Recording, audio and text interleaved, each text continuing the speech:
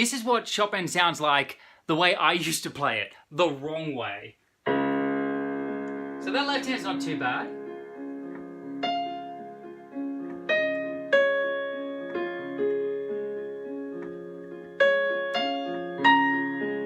Yeah, there's no shape to the melody. The melody's a little bit boring. But I remember when I was first learning this stuff, I couldn't figure out how to make it sound beautiful. I would listen to other people and it would almost seem to come naturally to them.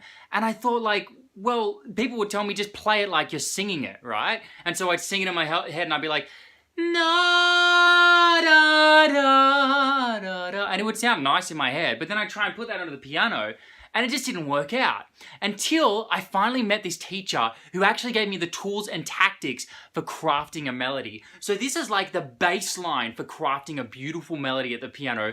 Then from there, you can sort of break the rules. You know, it's like playing Bach. You learn the rules and then you can break them. So most people don't learn these rules with playing a melody, which is why I want to show it to you guys today in this video. Now, when you first play a note at piano, on the piano, what happens? It gradually disappears. Now, this is a huge problem with legato playing, because if your note gradually disappears, then when you play the next note, all of a sudden you've got this loud sound again. So it's like, da, da, da, da, da. Yeah, that's like a huge problem. We don't want our music to sound like that. So, what we do, and my piano teacher put this so well, I'm just going to use his exact words, is when we play the second note, we pick up from where the first note left off, okay? So we play the first note this loud. Does that make sense? And that's how you get like a beautiful, smooth legato sound when you're playing the piano. This is really important, so listen to this. Yeah, by doing that, by picking up where the last note left off, we get a much more smooth legato sound. Now, I will say there is a caveat here where you can't get too soft, otherwise the sound just disappears. Like I can't go, na, na, na, na. If you get too soft, it just disappears and that doesn't sound good at all. And that's not the effect that you want. So there is like a fine line that you have to walk here and like play around with. But that's the basic rule, picking up where the last note left off, all right? So let's have a look now at a real piece of music. And this is Chopin's Nocturne in D-flat major. So that first note there, we have to wait a little bit of time before we play the next note. So this is going to decrescendo a bit. So what we're going to do is we're going to pick up where that note left off, which is right here, and try and play the next note from that volume. I already demonstrated this, but I'll show you again. Yeah, so gradually getting softer like that. By the way, this sounds a lot better on a real piano. I probably should have gone down to the local con and play this on a grand piano for you. But anyway, as long as you guys get the idea. Now, the next cool thing that we can do on the piano is create the illusion of legato by simply putting more notes in, okay? Where's a good example of that? So, for example, right here, notice that we got a whole bunch of semiquavers there. That means we can crescendo, right?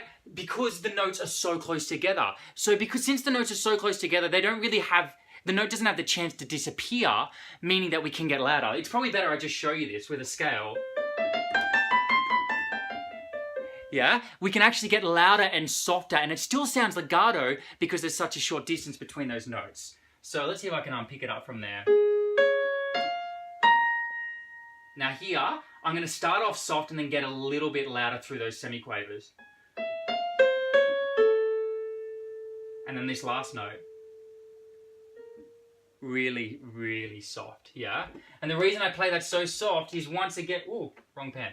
Once again, because we start off really loud here, and by the time we get to there, the note's almost completely disappeared, which is why this note here has to be like super, super soft. Even though Chopin didn't write it in there, he would have meant for you to have played that melodically, which means that would have to be a really soft note.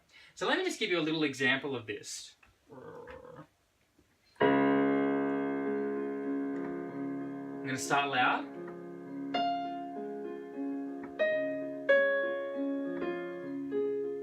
Yeah, so I got really soft on that next note. Now, since we're kind of starting a new phrase here, right?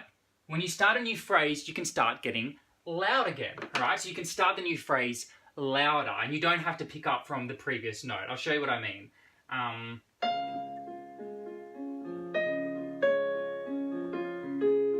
Now I can go a bit louder now. Here I can crescendo through. This last note will have to be quiet.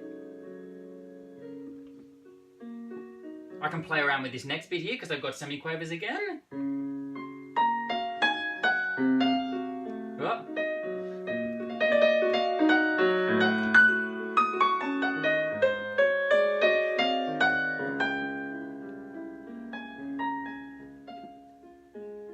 Yeah, so that you get the idea. You can play around a lot more with semiquavers, but when you have those longer notes, it's important to make sure you're picking up where the last note left off, unless you're beginning a new phrase. Because when you begin a new phrase, when you sing, you can actually start off really loud. So, you know, it is actually a lot like real life. So, that's how you break down a melody at the piano. I hope you found this video useful. I hope you enjoyed it as much as I enjoyed making it for you.